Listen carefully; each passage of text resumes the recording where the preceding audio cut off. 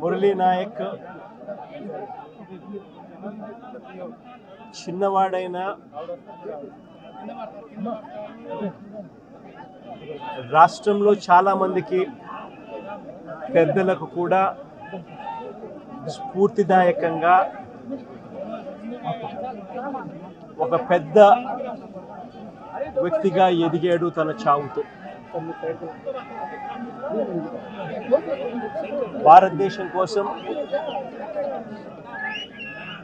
తాను పోరాడుతూ తన చావు వల్ల అనేక మంది మిగిలిన అన్నదమ్ములు అక్కచెల్లెమ్మలకు రక్షణిస్తూ తాను ప్రాణాలు కోల్పోయాడు. అలాంటి మురళిని తేడమైతే వెనక్కి తాలేము, కానీ మురళి చేసిన త్యాగానికైతే మాత్రం ఆంధ్ర రాష్ట్రంలో ఉన్న ప్రతి ఒక్కరం కూడా మురళికి ఇప్పటికీ కూడా రుణపడే ఉంటాం. రాష్ట్ర ప్రభుత్వం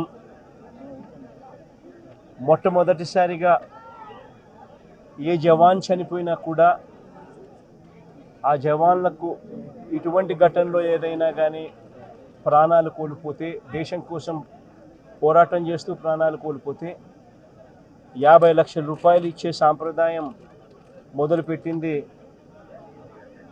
వైఎస్ఆర్సీపీ ప్రభుత్వ హయాంకు చాలా సంతోషపడతా ఉన్నాం. ఆ సాంప్రదాయాన్ని కొనసాగిస్తూ ఇప్పటి ప్రభుత్వం కూడా 50 లక్షల రూపాయలు మురళి కుటుంబానికి ఇవ్వడానికి ముందుకు వచ్చినందుకు ఈ ప్రభుత్వానికి కూడా కృతజ్ఞతలే. పార్టీ తరపు నుంచి అన్ని రకాలుగా మురళికి అండగా తోడుగా ఉంటాం. పార్టీ తరపు నుంచి ఒక 25 లక్షల రూపాయలు వైఎస్ఆర్ కాంగ్రెస్ పార్టీ తరపు నుంచి అండగా ఉంటూ ఆ కుటుంబానికి తోడుగా ఉండే కార్యక్రమం చేస్తాం. మనిషిని తాలేకపోయినా కూడా తాను చేసిన త్యాగానికి అందరం కూడా అండగా తోడుగా ఉండే కార్యక్రమం అయితే ఖచ్చితంగా జరుగుతుంది. ఇలా కుటుంబానికి మంచి జరగాలని,